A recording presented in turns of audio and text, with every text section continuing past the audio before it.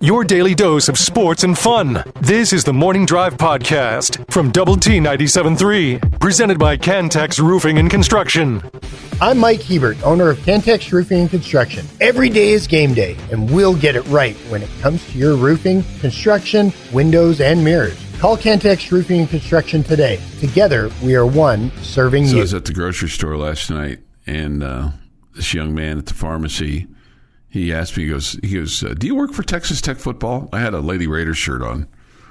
I said, yeah, I'm Joey McGuire's special assistant.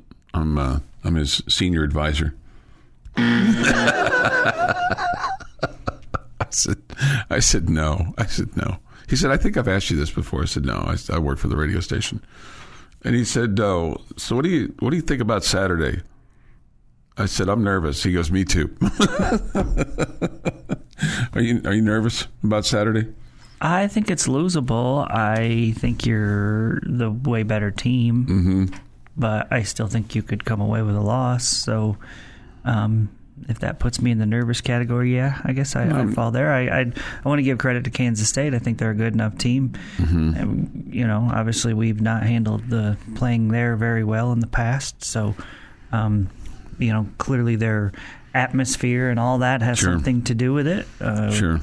So I'll give them a little bit of credit for that and say that's why I feel like it's possible that we lose the game, but I think we're the much better team. Yeah, I think you're probably right about that. Jeff, you're still nervous, right?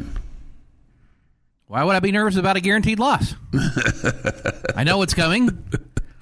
I'm sitting in the middle of a train track. You cannot call it a guaranteed loss. I am seeing a giant headlight coming at me. So inaccurate. Man.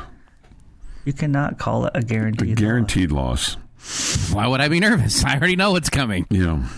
Let's see. Yeah, well, I don't think it's a quote guaranteed loss. You have something in common with Coach McGuire in the city of Manhattan, Jamie.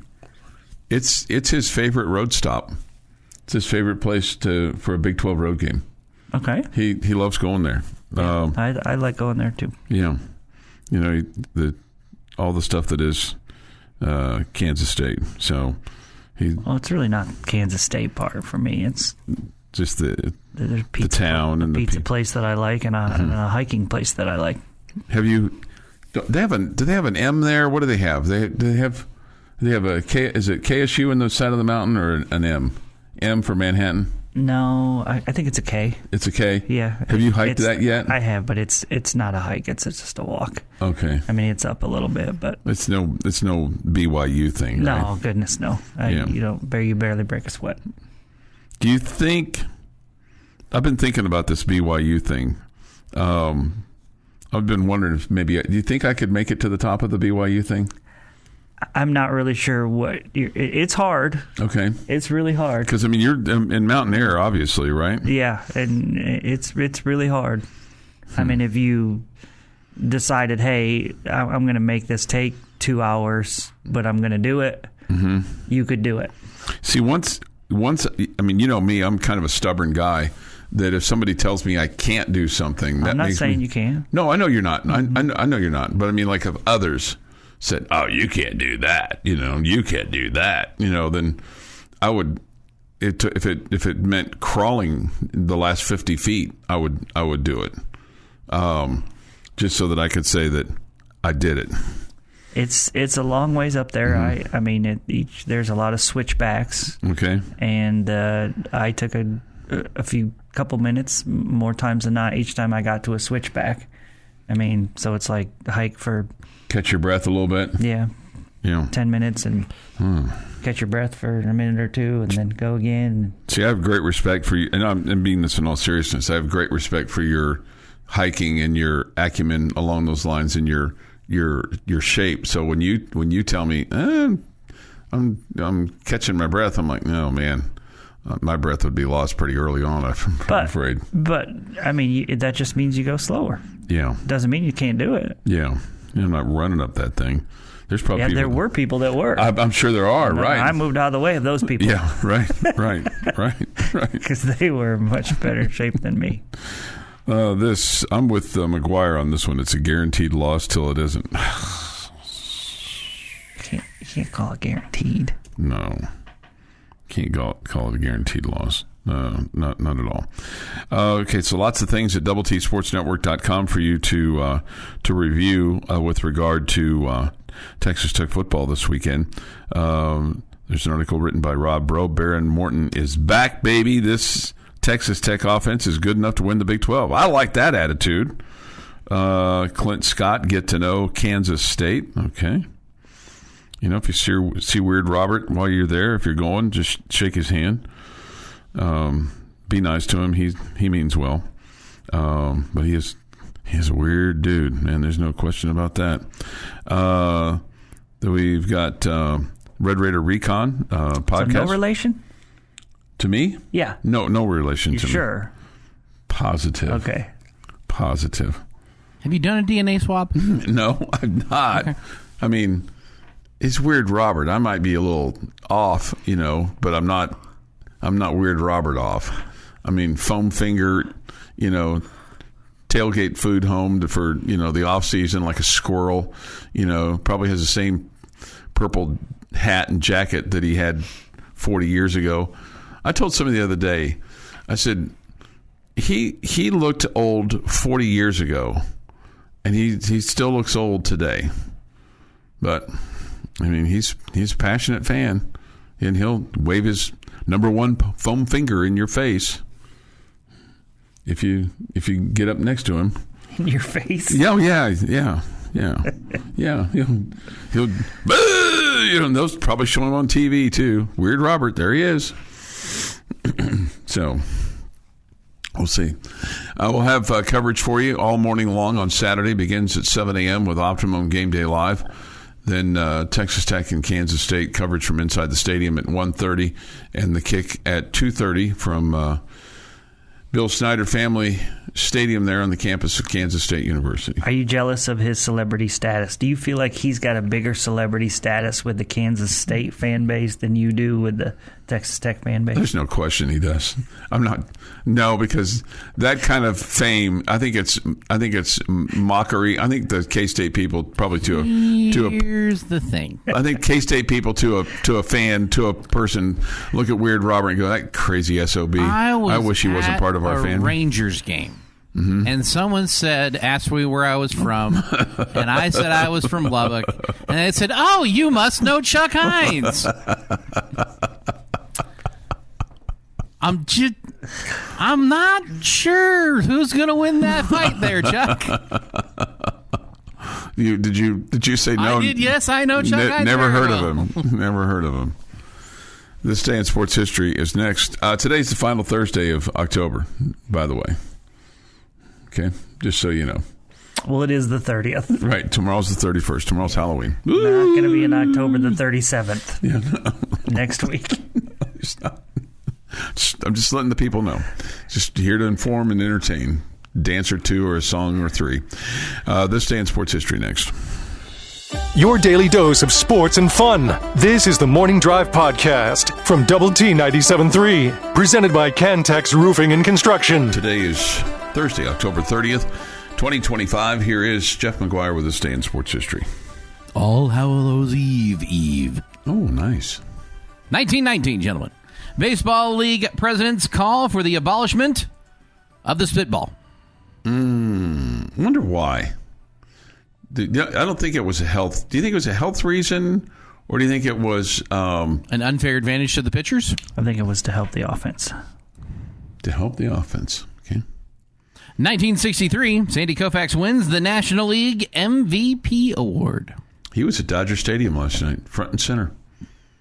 Still looks like Sandy Koufax. As opposed to George Steinbrenner? He still looks like Sandy Koufax. Yeah. Okay. 1973, Tom Seaver becomes the first non-20 game winner to win the Cy Young Award. 1983, New York Jets beat the Pittsburgh Steelers for the very first time. I'm going to read that again because you might not have caught the thing there that was really interesting. 1988. 1980. You said 1983. 1988. It was 73 for Tom Seaver. It's 88 for the Jets, beating the Pittsburgh Steelers for the very first time. Right. I caught that for the very first time.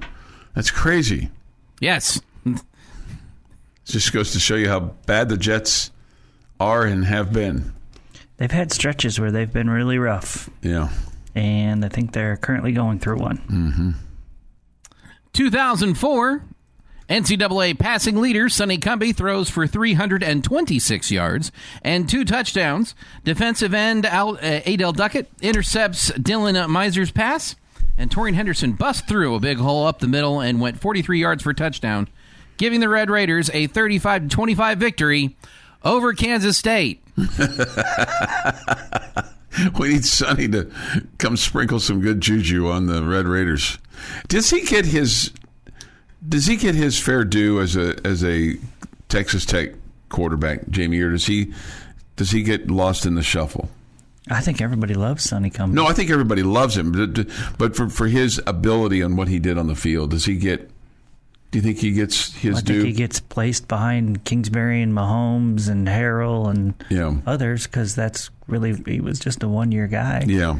He didn't put up the numbers that Simmons did. No. So I think I think people love him and appreciate it both as a quarterback and as a person. But and as a coach. I think they rate him where it feels like he deserves to be rated. Okay, so then he gets his due. Yeah. Okay.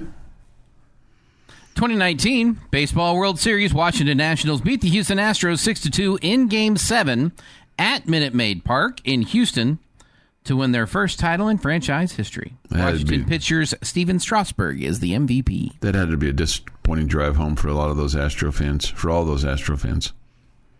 Losing Game 7 of the World Series at home? Yeah, I'd call that pretty disappointing. Yeah. It is National Buy a Donut Day. It is also National Candy Corn Day. Okay. Buy a donut day. Just one. I hope you can eat it, too. Not just buy it. Yeah. Big time happy birthday going out to J. Bob Thomas, turns 43 today. Wow. Oh, wow. And Jakeem Grant turns 33. Edge, 52. Henry Winkler, Edge, WWE wrestler. Okay. Wasn't familiar with Edge. Did you know who Edge was, Jamie? I did not. Okay. Did not. I'm surprised Jamie didn't know, because he would have been around the time when Jamie was watching. Or maybe Jamie quit as Edge was coming in.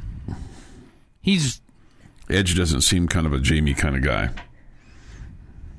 I don't know what he did, but I wasn't that long of a WWF fan until I was about 10 or 11 or 12, maybe. Henry Winkler, the Fonz, is 80. Harry Hamlin is 74. Devin Booker, 29. Marcus Mariota, 32. Ty Detmer, 58. And Dick Vermeil, alive and kicking at 89. Wow. And on this day in 1991, the so-called perfect storm intensifies in the North Atlantic, producing remarkably large waves along the New England and Canadian coasts. Over the next several days, the storm spread its fury over the ocean off the coast of Canada. The fishing boat Andrea Gale and its 6-member crew were lost in the storm.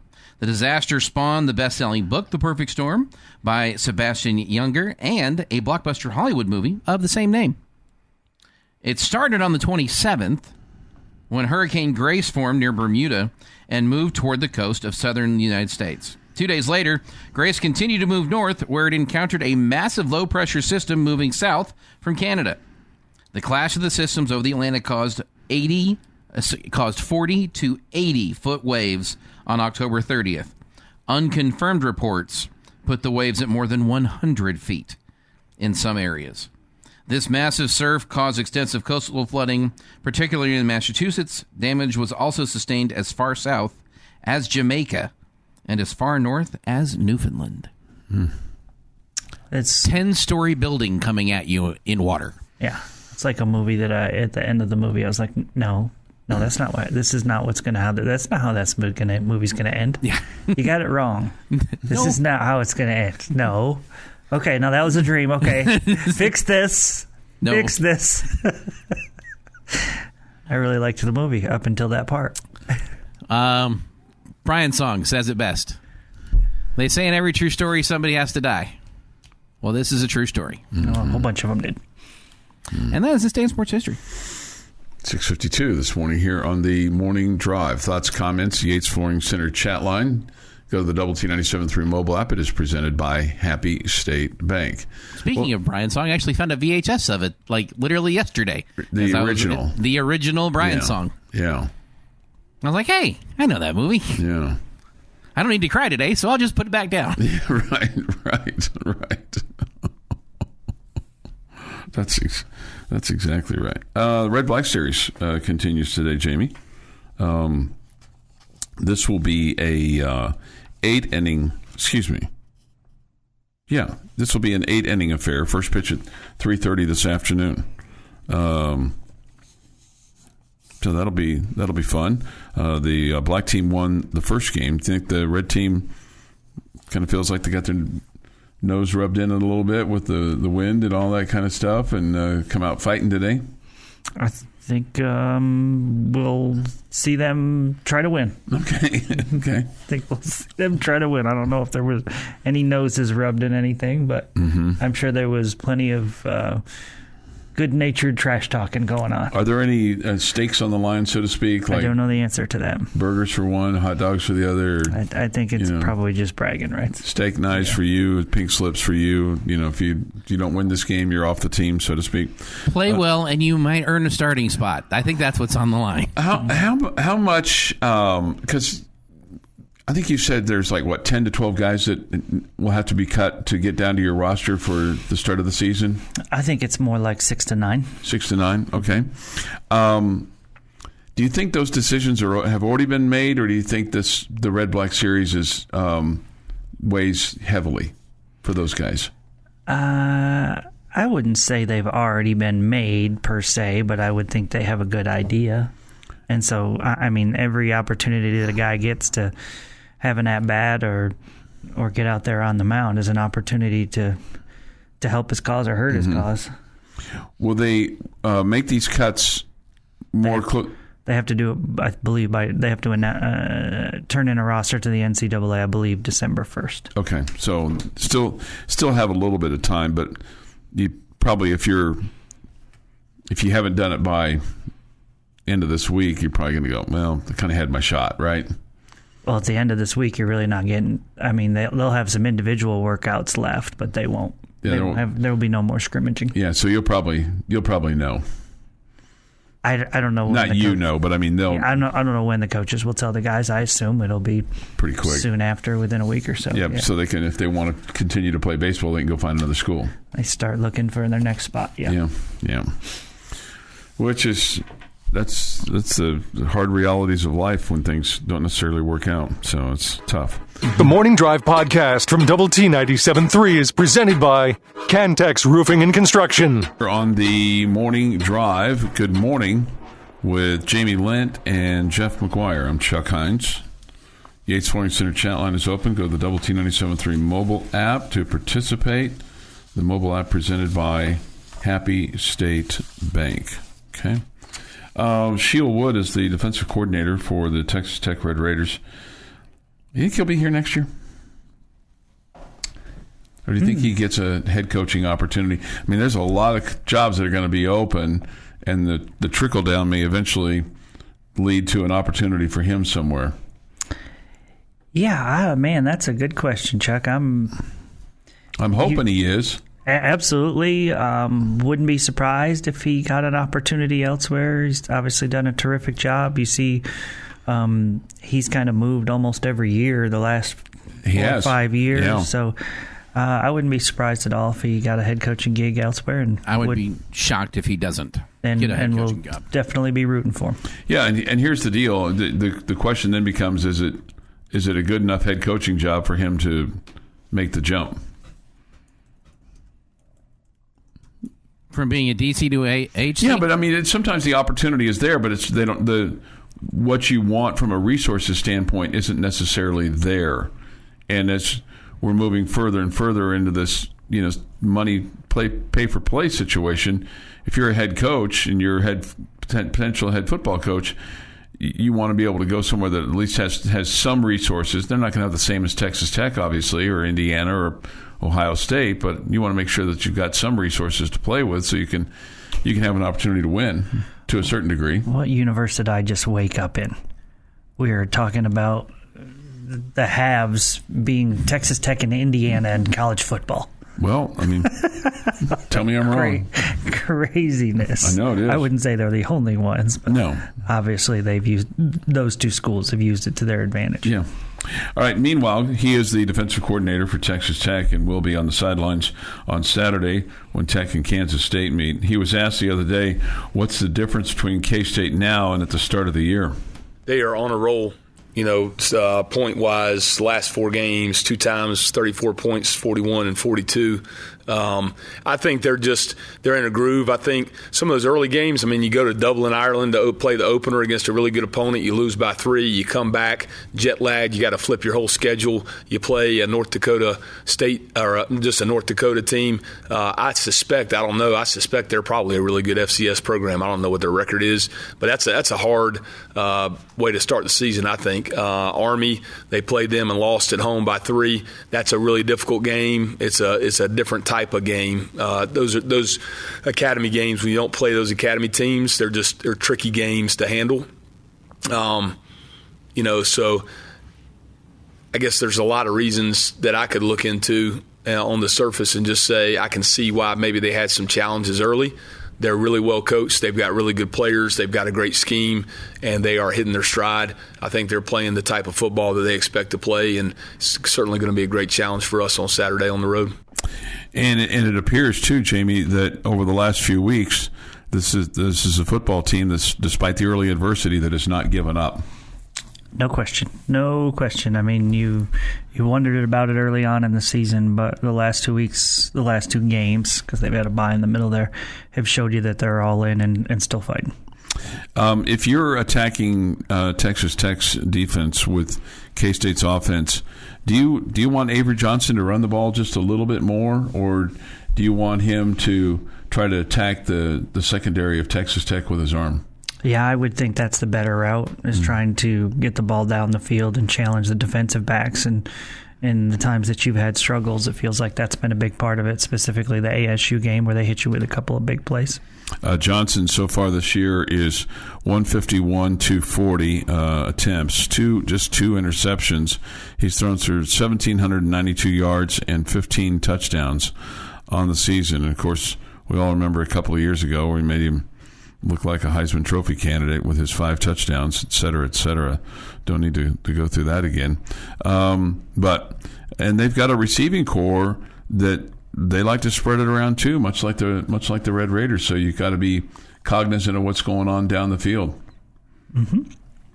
And then from a rushing standpoint, they're led by Joe Jackson, 95 attempts, 382 yards. Just 1 touchdown, though, for him. Avery Johnson has scored 5 rushing touchdowns. So probably if they're inside the 10-yard line, inside the 5, you got to look out for him just from a running standpoint. He is their second leading rusher, 66 carries, his net yardage. Remember, there's some sacks in there, too, 255 yards on the season. Not quite as much as what it's been. But still, we saw this firsthand. You have to feel like that he's a threat, right? Oh, he's absolutely a threat, no doubt. Terrific athlete, no question. The whole rush lane discipline and making sure that he's not escaping the pocket it's another one of those games where that's a big factor in this one. Kansas State's also a team that doesn't get a whole lot of penalties. They're about 7 less than their opponents, but 14 less penalties on the season than their opponent. And the other thing that Coach Wood talked about there was just the points that they've been able to score even recently off of turnovers. They have 41 points off of turnovers this season. So that's a massive number. When you think about it. Yeah, these last 2 games, obviously they haven't played the toughest. I think that's another reason that their numbers have gone up. I don't think they've played the toughest of defenses in TCU and Kansas. Correct. And then when you look at the Red Raiders, so you talk about 41 for K-State, the Red Raiders have 60 points off turnovers. So you've capitalized as well by creating some turnovers and making things difficult for your opponent. All right, let's switch sides of the ball here and go to Mack Leftwich, the offensive coordinator for Texas Tech. I do feel like he's a guy that, as of right now, he'll be here next year because he's still growing as a coordinator. Yeah, I would guess so. It doesn't feel like your offense has been just so dominant, that he would be getting all sorts of crazy offers. Not quite yet. He was asked about Baron Morton. It's obviously been good, but the injury to Baron Morton has slowed the progress a little bit. He was asked about Baron Morton and what Morton brings to the offense that has been missing. I think if you talk to anybody who really knows quarterback play and evaluates quarterbacks, I think that's probably the one of the traits. You talk about the quarterback being the leader of your offense and the leader of the team, really. And I think all great leaders have that ability to elevate everybody around them. And everybody, it looks a little bit different for kind of each person, but the guys who are elite, you think about the Tom Brady's, the Aaron Rodgers, those kind of guys. No matter what situation they're in, when they're in the game, they just elevate the play of everybody around them. And so I think Baron does have that unique trait, and I think the guys, rally behind him and respond really well when he's, when he's playing quarterback. So obviously, really excited to get him back this week. And I think the thing that stood out to me there when he said that was that he has the unique ability to elevate the play of everybody around him.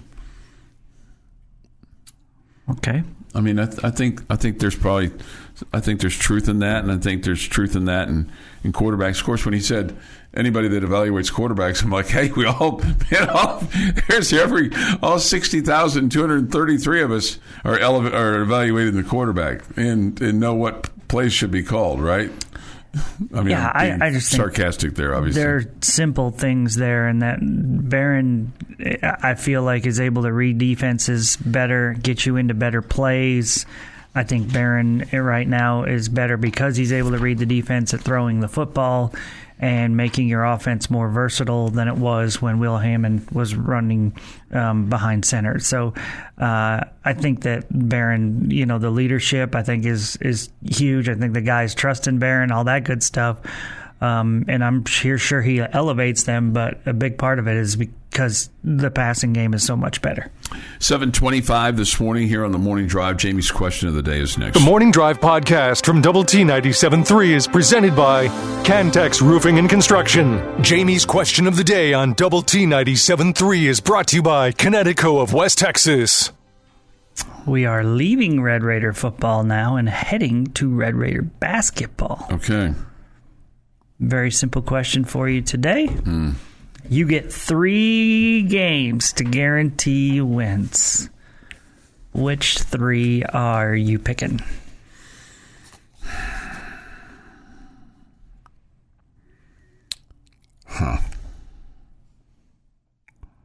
Well,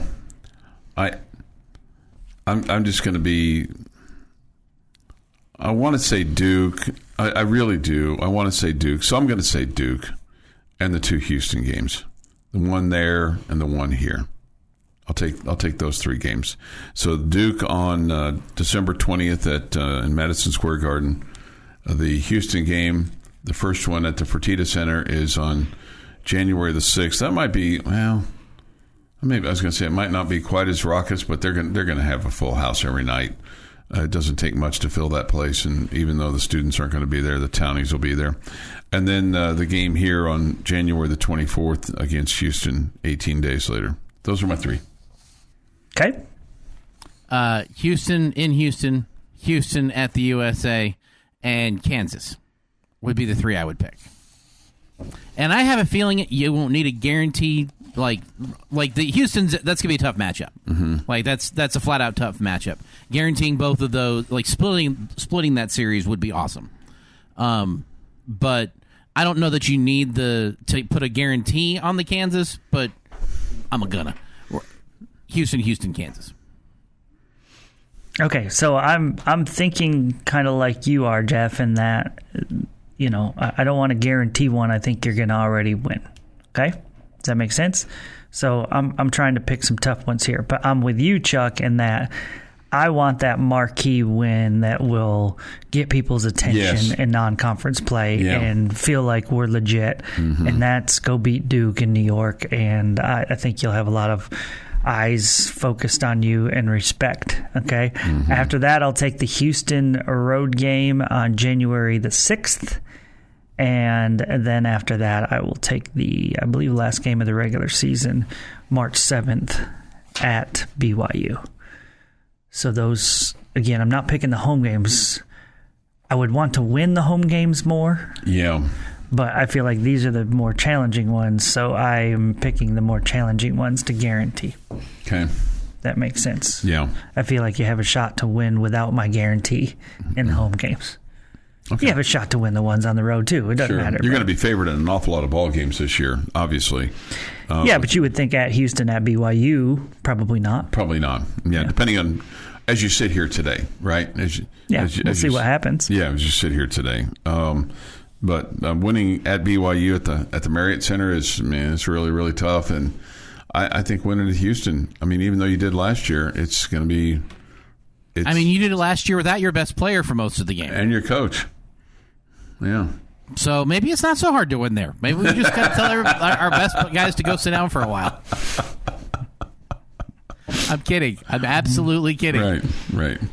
But maybe we wouldn't have been as fired up if Coach McCaslin hadn't gotten us so fired up by chucking his marker in the crowd and the whole thing. Losing his mind. It was so awesome. Yeah.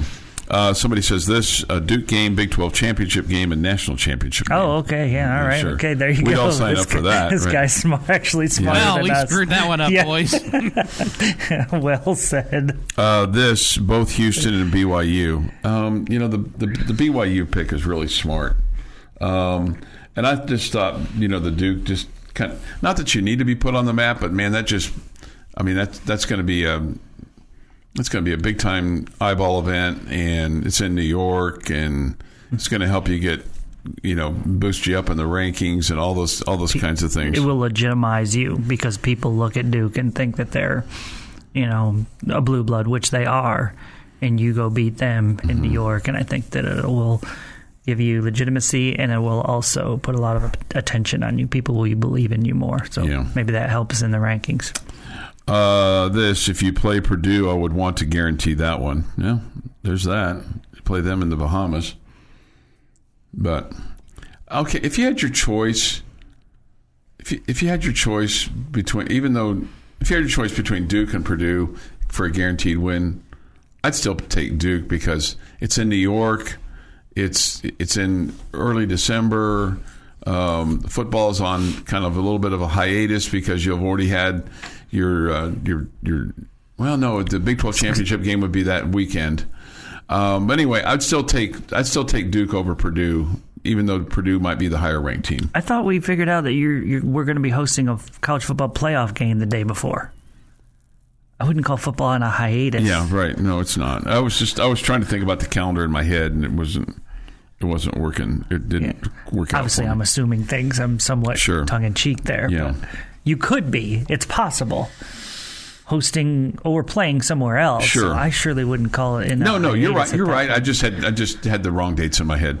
But my question was, if you knew right now you were playing Purdue, and Duke, would you take Duke over Purdue, or would you take Purdue? I think I would take Duke. Me too. Again, higher profile. I get Purdue's going to be number one at that time, you would think, but a higher profile. I know a lot of our fans are traveling up there to watch it. I wouldn't want them to, have to, it would be more fun for them to go watch a win. I want to hear the stories of the people who watch the college football playoff game here in town on Friday and then fly out Saturday and, watch the Red Raiders beat Duke on Saturday. I want to hear those stories. It's going to be awesome. The Big 12, just by the way, the Big 12 championship game is on December the 6th. The college football playoff game would be after that. So it's the Big 12 championship game that's the day before the Duke game. Duke is December the 7th. Oh, I thought it was later. Oh, wait a minute. You're right. It is. Duke is December 20th. Yeah, it is. You're right. Sorry. Sorry. Yeah, all this time we've been talking about the Duke game being on the 20th. Yeah, you're right. I mean, for weeks and months. Right, I know. Well, I don't know. Clearly I didn't know. How about that? Clearly I screwed the whole damn thing up. By the way, I had a dream last night, and I almost did it. And I just remembered my dream. I had a dream last night that I dropped a word on the air that you cannot say, and I almost did it. That would be bad news bears. Just now? Yeah, I almost said because I had this dream that I said. And that'll do it for the morning drive on Double T 97.3. But I didn't, so... man, sometimes dreams don't come true. But maybe for some of you, you wished it had come true. And there might have been somebody else. That'd have been sad. Somebody else sit here and screw this thing up.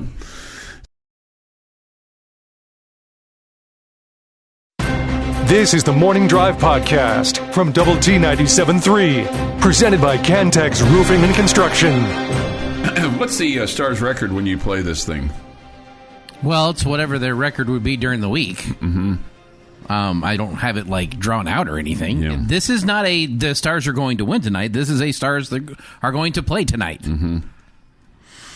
Okay, I know that. And they're playing. I know, but I mean, I just wondered. You've been playing this, so just wondered if it's. Well, the season just started. That's why. If it's worked out well for them to do that. Well, you'd have to ask them. Okay. But I think it's working out for our Stars fans that it's a nice little reminder that they're playing tonight. Yeah, we get this from the Yates Flooring Center chat line. Jamie, don't give Chuck the freedom to think before he talks. To which I said, I do give you that freedom. You just choose not to use it. Yeah, there's times when I don't use it. Yeah, think before you speak. If I had a dime for every time somebody told me that, I'd be a wealthy man. And that's where I have the advantage over you, in that you talk, and as you're talking, I get to think through what I'm about to say. Yeah. But you're just reading the chat line, or you're kind of starting this. Ron and Burgundy. So you don't really have as much time to, really think it through before it comes out of your mouth. Yeah. Process. So I got your back, Chuck. I appreciate that. I have an easier job. I admit it. We get this. I appreciate the Stars intro. Thank you, Jeff, fellow Stars fan. There you go. Sergeant K9. I mean, again, K9 ain't dog related. Okay, negative, ladies and gentlemen. Okay, if he ever texts in and says Sergeant K10, okay, then somebody's missing amongst us. Okay? Yes, I'm confused. He was a sniper. Sergeant K9 means killed 9. Oh, killed 9. Okay. I did not know this. That's what happens. I surely won't make fun of his text anymore now. Just kidding. Nope. Just kidding. That's what happens when you tell Siri to send a message for you. LOL. Yeah. Hey, Siri can send all the messages for you. I wasn't going to blame Sergeant K9 no matter what. Yeah. So, yeah. Yeah. I have all this time assumed that he worked with a dog. No. Mm-mm. Mm-hmm. Mm-mm. Mm-mm. Wow. No, that's pretty cool. I think he took out bad people, people that didn't need to be here, that were trying to, well, he was protecting our freedom. You guys see me crawling to my car this afternoon, why. Ducking behind other vehicles. Right. It'll be all right. 8:04 this morning here on the morning drive. Thoughts, comments, Yates Flooring Center chat line. I'm going to ask you this every single day. What's your percentage of win for Saturday for Texas Tech over Kansas State? What was it yesterday? Because I feel like I'm higher today. I think it's about 55. Okay, give me 70 today. 70. Okay.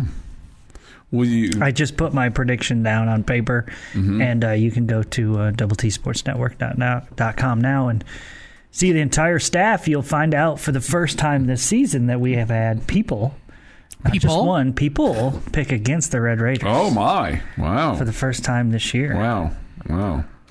Multiple people. Did you like my line in here? I was attempting to be funny. I was attempting to be funny. Oh, yeah? Which one? I said, I'm sure it was hilarious. I said, I hope it doesn't come down to kicking with the wind there and the white goalposts. Then I put in parentheses, always tricky. Don't turn it over, and the Red Raiders will be fine with a 31-17 win and on to host BYU. So the funny part was the white goalpost? Yeah, the white goal. But just the always tricky part. Always tricky. Always tricky. Okay. Always tricky. Yeah, well, they've had white goalposts there forever and a day. That's their deal. Yeah, that's cool. I mean, it goes back. Yeah, I mean, again, they've stayed with it. So I mean, I appreciate and respect tradition. So they've got plenty of that there. But yeah, so we had some detractors, huh? Man. Well, one of them's with us right here and right now. Jeff McGuire, 28-27. Is that a missed extra point? Is that what you're going to tell me? It's a missed extra point with a chance to tie? It's heartbreak. It's what it is. I don't care how that score happens. It could be 2 field goals. It could be a botched 2-point conversion to try to win it at the end. It's heartbreak. That's the 28-27. Okay. It's heartbreak. Because that is what this team has done to you. 11 out of the last 12 times. Jimmy Cook has also picked against the Red Raiders. So much for going to the website to find out who the other guy is. Well, you can still read the analysis and all that kind of stuff. It's all good. Do you have any idea who Jimmy Cook is? I know who Jimmy is. Yeah, I see him all the time. He's at because he sets up the Overton. He's at the Twin Peaks. When I'm there with the Twin Peaks. You know, he knows Jimmy, and then he can't hear Jimmy, but he knows Jimmy. He doesn't get that. What do you mean I can't hear Jimmy? White men can't jump. In the movie, okay. One of the most famous lines from that movie is you can't hear Jimmy because he's a white guy. Jimmy he's tall and lean, and he doesn't eat a whole lot because every time I ask him if I can get him something, I offer him something. He's like, no, Do you remember the last time he took you up on it? I spent the evening with him in the emergency room. Well, that's why. Did he feel bad? He didn't want to turn me down? Was that it? No, he didn't put 2 and 2 he's together. He's allergic to certain things, and he didn't know something was in there. So he has to be very careful. Yeah. And the last time he ate when you bought him something, he had to go to the emergency room. I'm sorry about that. Yeah, so he's trying to avoid going to the emergency room. It's a good plan, right? That's a great plan. Yeah, that's a great plan. Yeah. Somebody's asked this question: do they throw fried food in Manhattan? No, they don't. Fried food. I don't get it. I don't either. Is that in reference to our tortillas? Okay, gotcha. Yeah. Sorry, I'm not very quick. Yeah. Well, you're quicker than me, but I didn't get it either. So 8:10 this morning on Lubbock Sports Station, Double T 97.3 and Double T 97.3.com. Thank you for being with us today. We've kind of been swervy today, and there's really nothing behind it, other than just Wednesday was behind it. We were swervy on Wednesday. Before that, there was Tuesday. We were all over the place on Tuesday, just choosing joy. Then before that, we had Monday, where we spent a lot of time in the ditch. Last week, both sides of the road. Well, if Red Raider, guess what we're going to do tomorrow? Halloween. Red Raider football with Joey McGuire tonight. That'll be from 6 until 7 on this radio station, Double T 97.3. Enjoy. This has been the Morning Drive Podcast, presented by Cantex Roofing and Construction. Check out our library of Double T 97.3 podcasts at doublet97.3.com.